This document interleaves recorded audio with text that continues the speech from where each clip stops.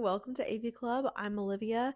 Usually I'm talking about books, literary fiction, horror, weird books, whatever I want to talk about. But today I'm actually going to be talking all about movies because I watched so many Giallo for Giallo July.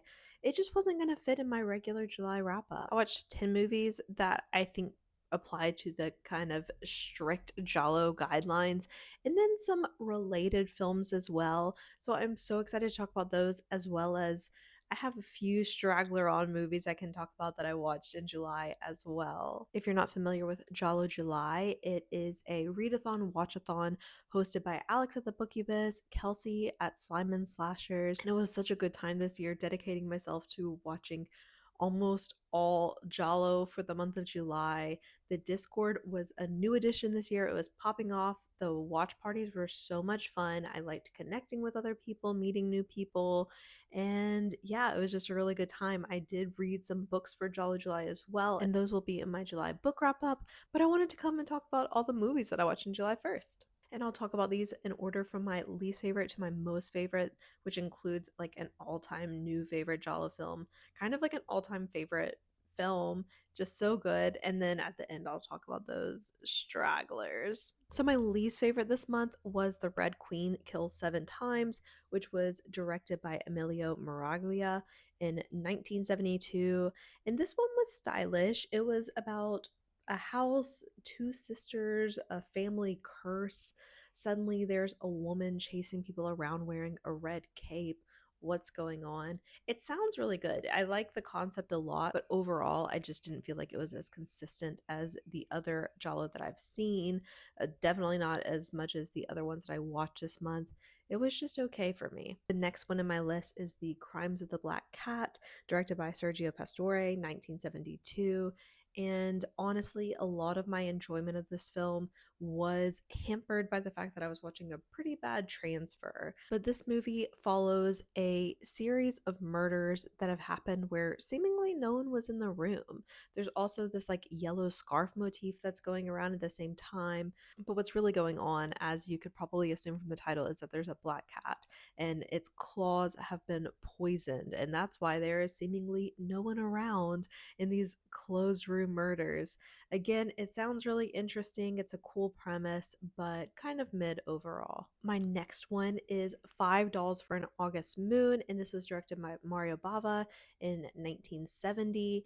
And this follows kind of like a and then there were none kind of scheme going on this island. They want to get off this island pretty fast as the murders start, but they just can't get off this island. All of these vacationers are already familiar with each other. You're skeptical of everyone's motives, why they can't exactly get off the island, the money behind everything. Definitely a cool location, and it's a good vacation horror.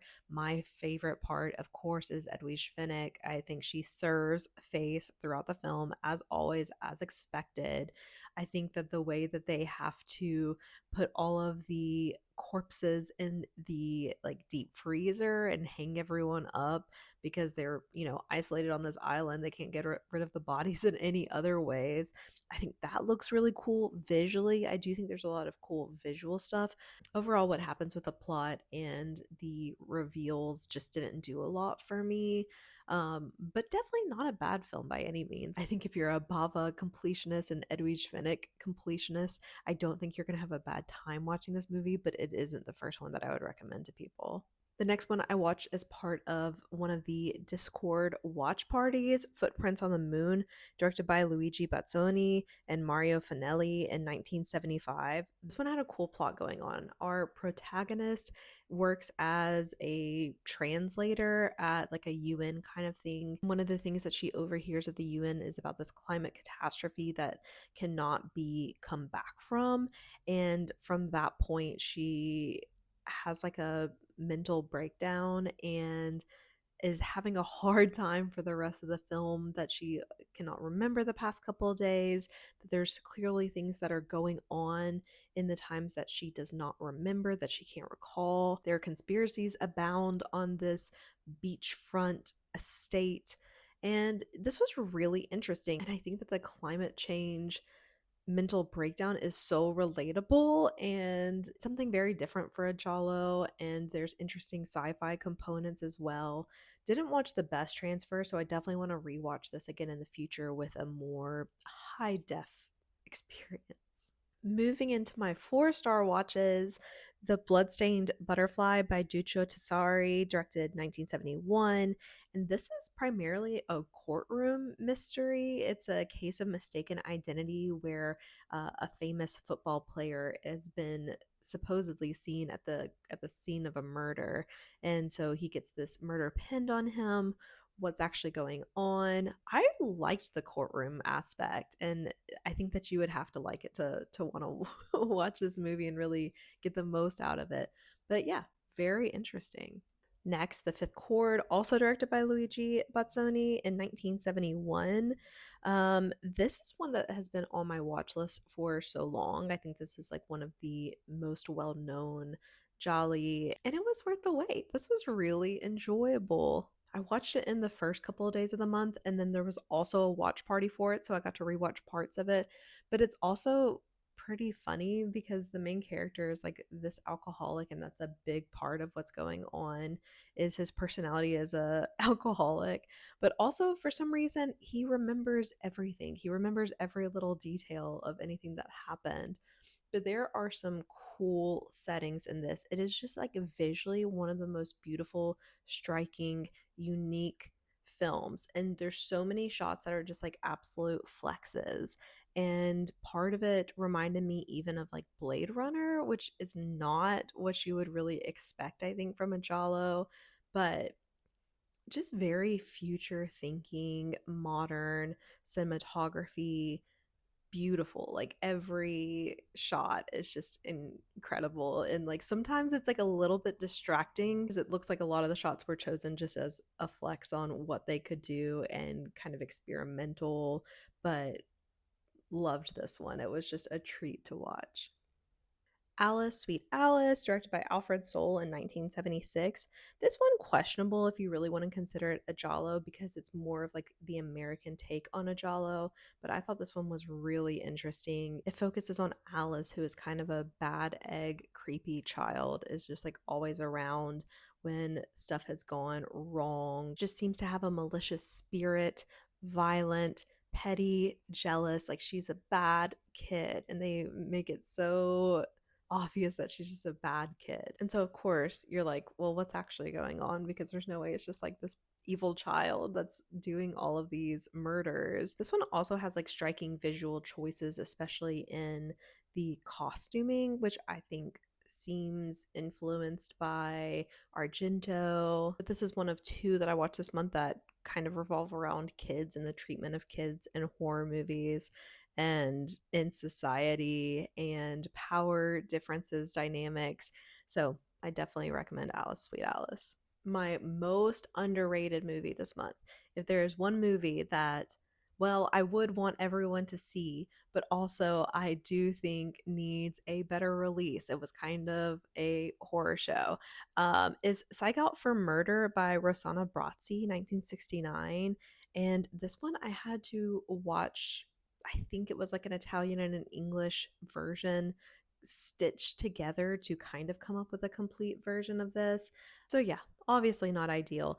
However, as ugly as the transfer was, the beautiful Adrienne LaRussa was our protagonist. And what's happened to her is that her dad and her boyfriend have both kind of put her up as just a pawn in their schemes of trying to get at each other. That her dad has kind of put together a sting operation to put her in a psych hospital after having sex with her boyfriend in public. You know, this is the kind of sleazy plot that I do come to the cinema for. And what happens then, like, you know, that could go very wrong, but this is such a good for her movie. She is just so captivating. The way that everything happens, she's just like so mischievous. Like, she kind of reminds me of like the flippant energy in Daisies. And I just loved this character. I love a bad girl, and she deserved to do everything that she wanted to do. We support women's rights and wrongs, of course. So, yeah, totally underrated in my opinion, and I would love to watch this movie again. I have been dreaming of Adrian Larissa's performance, and yeah, just the face card did not decline. It was crazy. Then, my second favorite movie of the month, Don't Torture a Duckling by Lucio Fulci in 1972. This one was so emotionally rich. Obviously, this is a well loved movie, one that has been on my watch list forever. I'm so glad I finally got to it. But this one just has some of the most heart wrenching performances that you have ever seen committed to film. And I don't feel like emotional depth is usually what people come to Giallo for. And like a lot of other horror genres, a lot of the emotional depth in horror movies does come from your personal experiences bringing it. So, not to say that there isn't in other horror movies, but this one is like very well documented and textual. I don't want to give away like what happens in this like scene, but there is so much to say about children in this movie, about the fragility of children, but also the capriciousness of children, the dark hearts of humanity that starts in childhood. And yeah, this one was just so good. Definitely is one that I'll be rewatching. And then my favorite Giallo of Giallo July was The Strange Vice of Mrs. Wardh by Sergio Martino from 1971. This one is, yeah, just gorgeous. I love Edwige Finnick, as I've talked about before. I'm so happy to have finally checked this one off. This one follows a woman who has, an ex lover who is stalking her, a new boyfriend. She seems to be emotionally hurt, damaged in some ways. The strange vice that is referred to is that she is both like repulsed and aroused by blood, by violence.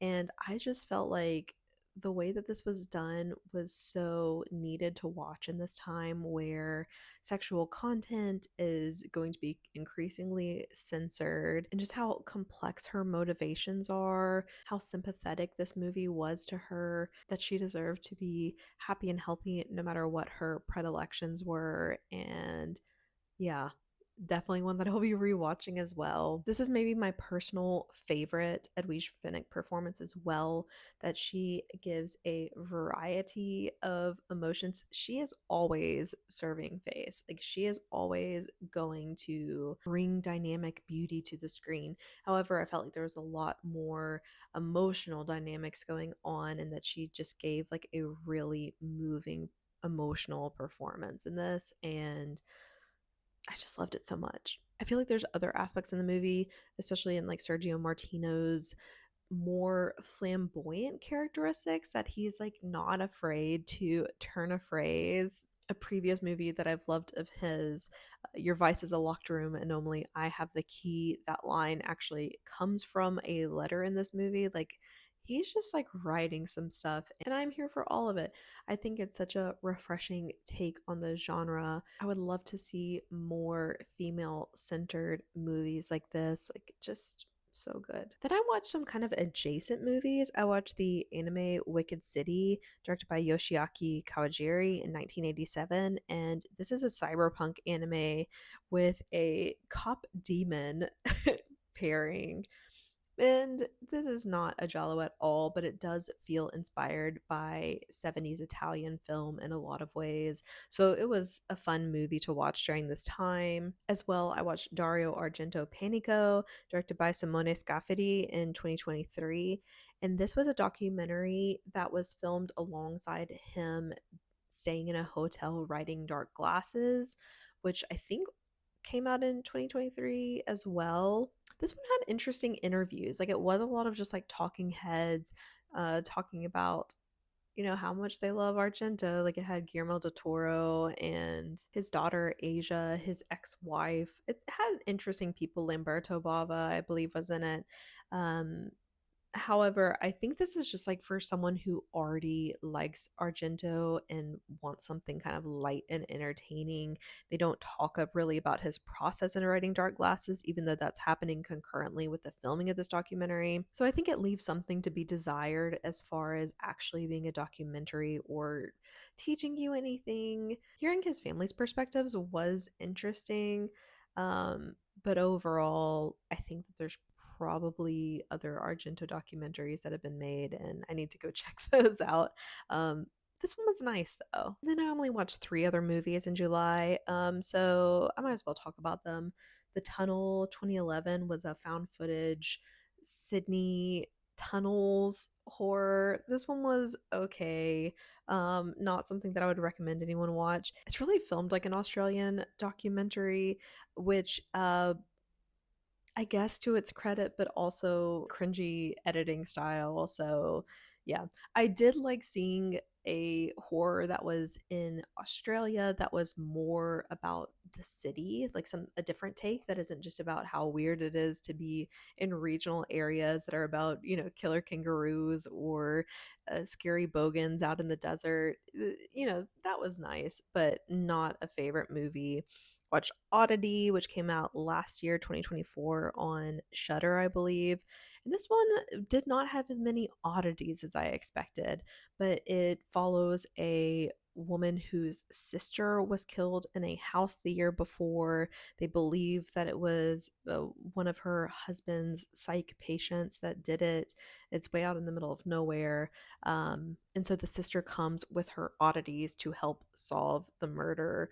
Uh, it's weird. And honestly, it did spook me at times. So that's to its credit. And I think it was one of the better Shudder originals that I've seen lately. And then the last one was Megan 2.0, which what do I even need to say about Megan?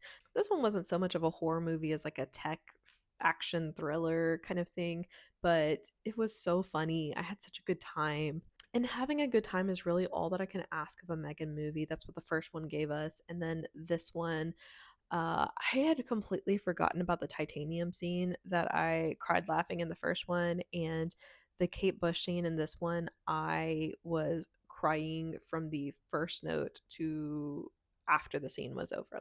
It was so funny. But we were also the only people in the theater, so it was fine. No one saw me crying to Megan. It's fine. Oh, and one last movie that I watched was Wing Commander from 1999. This I watched as part of my No Cartridge at the Drive-In series on the podcast. And yep, if you didn't know, I have a video game podcast called No Cartridge. And At the Drive-In is all about reviewing movies that have been adapted from video games. Wing Commander, maybe the worst one we've watched so far, and there's good competition. But Matthew Lillard just could not carry this film on his back. Like, I know his back hurt, but he was the only one giving anything. There's no one to recommend this movie to unless you're a Matthew Lillard completionist. But even still, it will be painful. So, anyway, those are the 16 movies that I watched in July. I had so much fun focusing on one genre in the month, making sure that I completed some movies that I really should have watched a long time ago, like finally watching The Fifth Chord and Don't Torture a Duckling. Like, I think there's very few or none left that I think people would be shocked that I hadn't seen yet. So, it was a very productive month, as well as like finding new movies that I'd never heard of. Of course, it's like one of those things where you see it all the time after you hear about it or after you watch it, but I'd never heard of Footprints on the Moon before, and now of course I've heard about it multiple times since. But that was so good. And Psychout for Murder, I've never heard anyone talk about, and I think is so underrated, so definitely check that one out if you are interested in the genre. If you want to watch a good for her film, like if you wanted more, I hated Promising Young Woman, but if you want a good version of that, then watch Psych Out for Murder. It's going to give you all of the sweet, sweet revenge feelings that you want. But thank you so much for joining me. I know this was a little change of pace to talk about movies.